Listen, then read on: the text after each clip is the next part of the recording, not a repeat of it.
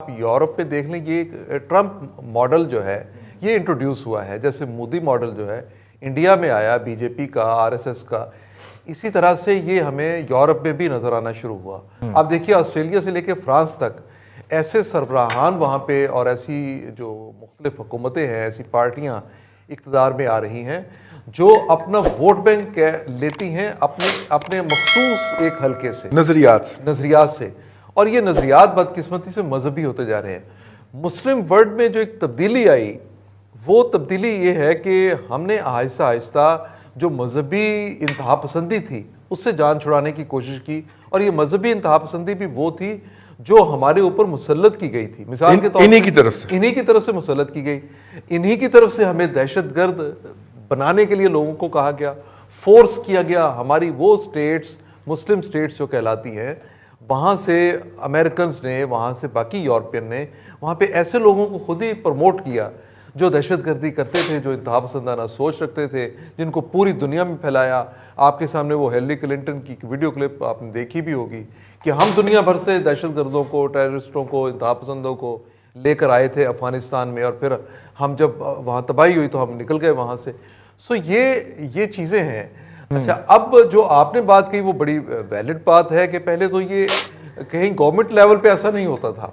अब French president की तरफ से ये कहना और इस तरह के ख्यालात का जैसा उन्होंने इजहार किया, हालांकि फ्रांस अपने लिबरल और सोशलिस्ट ख्यालात की वजह से पूरे यूरोप में एक तरक्की पसंद मुल्क समझा जाता है। जी बिल्कुल। लेकिन इसके बावजूद, और फिर मुसलमानों की एक बड़ी अक्सरियत जो है वो फ्रांस में है, और उसके मुस्लिम जो एक है सोसाइटी जो है उसका बड़ा असर है फ्रांस की मजमूई जो मुआशरा है उसके ऊपर। इसके बावजूद वहाँ पे इजहार राय के नाम पे इस तरह की जो मुनाफरत है, मेरा ख्याल है ये नाकाबिल कबूल है। और बेसिक इसकी एक रीज़न ये है कि उनको ये यकीन हो गया है कि इस्लामिक वर्ल्ड में बातें होती हैं, शोर होता है, लेकिन कोई ऐसा मुल्क नहीं है, कोई ऐसा कंट्री, कोई ऐसा फोरम नहीं है जहाँ पे इज्तिमाई तौर पे उनकी आवाज़ सुनी जा सके। आपके पास ज़्यादा से ज़्यादा एक वो इस्लामी उम्मा जिसे हम कहते हैं, हमारी जो मुस्लिम OIC है, OIC का क्या वजूद है आप जानते ही हैं। अब इसमें तो ये गर्मा गर्मी बिल्कुल भी ना आती अगर तैयब अर्दगान का ये जो रद्दअमल था, और बड़ी उस तैयब अर्दगान ने बड़ी इस पर जज्बाती तकरीर की कि तुर्क मुसलमान हैं, मुसलमान तुर्क हैं, इसलिए हमें टार्चर करने के लिए ये फ्रांस में ये बातें हो रही हैं, और तुर्की और फ्रांस का एक क्लैश भी चल रहा है। लेकिन इसके साथ अब जो अरब वर्ल्ड है उस पर भी रद्दअमल आया है। लेकिन असल बात फिर वही है, आपने बड़ी पते की बात कही है कि हम कन्विंस क्यों नहीं कर पा रहे। कन्विंस करने की कोई संजीदा ऐसी कोशिशें हुई नहीं है। कहाँ डायलॉग कहाँ पे हुआ। हम जब कभी ऐसा कोई इशू आता है उस पर शोर मचाते हैं, लेकिन इस पे एक ऐसे डायलॉग की ज़रूरत है जिसमें मुस्लिम वर्ल्ड की कोई नुमाइंदगी करने वाला हो। और वहाँ पे किसके साथ, यूरोप में किसके साथ बात करनी है। आप देखें कि आप बरतानिया के बादशाह की, मलका की, उनकी औलादों की, उनके फोरफादर्स की अगर आप कोई शख्स इंसल्ट करता है तो बरतानवी आइन के मुताबिक वो गद्दारी का मुर्तकब होता है। इसके अलावा आप हॉलोकास्ट की अगर आप तरदीद कर दें तो आपके ऊपर जुर्म जो है वो लग जाता है। बिल्कुल। वहां इजहार आज़ादी जो है वो कहाँ चला जाता है। सो जब ये चीज़ें जो हैं इस पे पाबंदी है तो, लेकिन इसके पीछे आप देखें कि यकीनी तौर पे लॉबिंग हुई, यकीनी तौर पे जो यहूदी कम्युनिटी है उन्होंने अपना बहुत असर दिखाया। और अब हम जब ये बात कह देते हैं कि जी इसके पीछे भी यहूदियों की साजिशें होगी, तो इन यहूदियों के साथ फिर हम हाथ मिला रहे हैं, ठीक उनके साथ मिल रहे हैं। तो जब तक आपका कोई ऐसा प्लेटफॉर्म नहीं होगा, जब तक आप मुश्तरका तौर पे ऐसी कोशिश नहीं करेंगे, इसमें आपको कोई इस तरह का फायदा नहीं होगा। बल्कि भारत में देखिए ना जो बम्बे में हो रहा है कि मुसलमानों का नाम लेके सेकंड क्लास उनको सिटीजन का दर्जा देके, और ये कि रिहायशी इलाकों में जानवरों का, मुसलमानों का दाखिला बंद है, यहाँ तक तो वहाँ पोस्टर आवेजा किए गए। तो ये इस बड़ी तकलीफदेह सूरत हाल समझना होगा, इसको समझना होगा। लेकिन समझाए कौन। आज दोपहर में अरब न्यूज़ ने एक खबर ब्रेक की कि पाकिस्तान ने फ्रांस के सफ़ीर को तलब कर लिया है। भट्टी साहब, एक तो इस खबर की तस्दीक या तरदीद फरमाएं, और दूसरा मेरा सवाल वहीं पे कि यार हमारे यहाँ जो इंटेलेक्चुअल्स हैं, हमारे यहाँ जो थिंकर्स हैं, वो इस बात का अबलाग क्यों नहीं कर पा रहे वेस्ट के नई सोसाइटी के साथ। ज़ाहिर है वहाँ पे भी जनरेशन्स बदल गई हैं। जो डायलॉग किसी ज़माने के अंदर मोहम्मद अली जौहर किया करते थे, जो डायलॉग अल्लामा इकबाल किया करते थे जर्मनी में जाके, जो डायलॉग जो थे वो हमारे ये बड़े लोग करते थे, हालांकि उस वक्त गुलाम थे। अगर हम उसको उस तरह देखें तो ये डायलॉग अब क्यों नहीं इनिशिएट हो पा रहा सर? देखिए रिजवान साहब, ये मामला थोड़ा सा पेचीदा है, इतना सादा नहीं है। पहले जो है वो एक वक्त था जब मजहब को जो है वो इस्तेमाल किया जाता था मुख्तलिफ मकासद के लिए। अब मईशत के लिए मजहब का इस्तेमाल हो रहा है। और ये अगर आप इसके ऊपर गौर करें, नॉर्वे और जर्मनी या स्विट्जरलैंड के अंदर पहले ये वाकयात होते थे, और अब वहाँ पे ये उस तरह से नहीं हो रहे जितनी बड़ी तादाद में पहले हुआ करते थे। रिसेंटली कोई इस तरह का वाकया हमें नहीं वहाँ पे मिलता।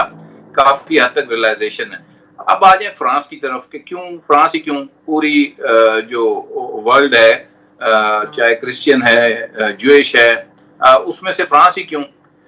देखें, ये मामला जो है ना इश्ताल दिलाने वाला, ये शुरू हुआ इंडिया से। अगर आपको याद हो बंगलोर के अंदर जो कुछ हुआ, जिस तरह से एक जो है वो उनके पॉलिटिशियन ने फेसबुक के ऊपर चीजें डाली, फिर उसके घर के ऊपर हमला हुआ, थाने के ऊपर हुआ, लोग इश्ताल के अंदर आए। अब ये एक टेस्ट केस था, और फिर इस टेस्ट केस को इंडिया की बजाय, चूंकि वहां पे मुसलमान कसीर तादाद में मौजूद थे और रिस्पॉन्स भी देखा गया, तो उसके बाद फिर ये फ्रांस चला गया, और फ्रांस ने एक पैटर्न के तहत जो है ये शुरू कर दिया। और वजह क्या है इसकी, वो अरबों डॉलर की, अब वो अपनी मईशत बचाने के लिए फ्रांस जो है इंडिया के साथ उसका नेक्सस है, अरबों डॉलर का असला जो है वो इंडिया को बेच रहा है। और एक ऐसी, यानी कि अगर आप रिजवान साहब कोविड से थोड़ा सा पहले जाएं, आपको याद होगा फ्रांस के अंदर बड़े बड़े प्रोटेस्ट हो रहे थे, और प्रोटेस्ट जो है वो इकोनॉमी के इश्यू के ऊपर हो रहे थे। जी बिल्कुल। इकोनॉमिक जो उनकी इकोनॉमी थी वो खराब हो चुकी हुई थी। और उसके बाद से जब से इंडिया के साथ इनकी डिफेंस डील्स हुई हैं, और ये सबसे बड़ी परचेज है राफेल और कुछ और इक्विपमेंट जो मिलिट्री का इन्होंने वहां से खरीदा है, इस वक्त तक पिछले एक साल के अंदर ये सबसे बड़ी डिफेंस डील थी, परचेज थी, पैसों के हवाले से अगर आप इसको जज करें। तो उसके बाद से फिर फ्रांस के अंदर बाकायदा ये एक मुनज़्ज़म तरीके से शुरू किया गया। कुछ इदारों से ये छपवाए गए, पहले तौहीन आमेज़ खाके और मवाद। उसके बाद फिर आप ये देखें कि नॉर्वे के अंदर या किसी और जगह गवर्नमेंट ने इसको छतरी नहीं, अम्ब्रेला नहीं दिया था, वहां पे इंडिविजुअल्स एक्ट के तहत ये हो रहा था। रियलाइजेशन हुई, उनकी बाइकाट हुआ मसनूआत का। आपको मालूम है कि मुस्लिम वर्ल्ड के अंदर काफी रिएक्शन आया, तो वहां पे इस चीज से उन्होंने वो पीछे हटे। लेकिन फ्रांस ने इसको मुनज़्ज़म सरकारी अम्ब्रेला जो है वो फराहम कर दिया, और मुसलमानों के अंदर इश्ताल जो है वो एक सरकारी पॉलिसी के तहत अब वहां पे दिलाया गया। जब सदर मैक्रोन ने स्टेटमेंट दी, उसके बाद से तो ये ऑफिशियल हो गया, और यकीनन रद्द-ए-अमल जो है अब वहां पे मसाजिद सील की जा रही हैं। दुनिया को ये दिखाया जा रहा है कि जी मुसलमान जो है वो बड़े इंतहा पसंद हैं। और अगर आप ये देखें कि जितने सोशल मीडिया के ऊपर, ट्विटर के ऊपर बिलखसूस ट्रेंड्स बन रहे हैं इस हवाले से, वो सारे के सारे उनको इंडिया लीड कर रहे हैं, फ्रांस लीड नहीं कर रहा, या फ्रांस के अंदर से जो है वो सोशल मीडिया लीड नहीं कर रहा। तो ये क्या नेक्सस है, दुनिया को ये समझने की जरूरत है, और हमें दुनिया को ये समझाने की जरूरत है कि बुनियादी तौर पे ये अपनी डूबती हुई इकोनॉमी को बचाने के लिए इन्होंने जो है वो इंडिया के साथ मिलकर मुसलमानों के खिलाफ ये तकसीम वाज़ेह होती जा रही है, और तकसीम दर तकसीम जो है वो माशरों को किया जा रहा है इकोनॉमी, और इसके बड़े वस्ट इम्पैक्ट आएगा। देखिए, अगर वक्ती तौर पे वहां पे अकलियत में है मुसलमान या कमजोर हैं, तो मुझे नहीं लगता कि ये सस्टेन कर सकेंगे। इसका रिएक्शन जो है वो आहिस्ता आहिस्ता बढ़ता जाएगा। दो ममालिक तो खुलकर सामने आ गए, बाकी कुछ ममालिक ने भी इसकी मजम्मत की है। अब आवाज जो उठनी चाहिए बेसिकली, आज तक मुझे एक बात है रज़वान साहब, किसी मुस्लिम मुल्क के अंदर किसी दूसरे मजहब की, ईसाइयत की या किसी और की, किसी शख्स ने कोई तौहीन की हो, ऐसा होता नहीं, क्योंकि कवानीन है। और उनके ऊपर भी वही कवानीन है जो रिसालत की नबी पाक सल्लल्लाहु अलैहि वसल्लम की हवाले से हैं, उसके ऊपर भी वही कवानीन लागू होते हैं।